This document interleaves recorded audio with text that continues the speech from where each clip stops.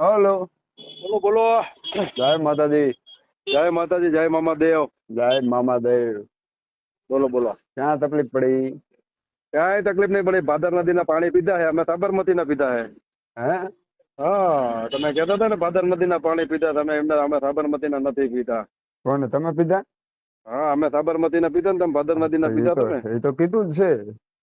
હા, એટલે સાબર જ ના તે. પીધા અને ભાદર હા ના પીધા અને મચ્છુ ના પીધા.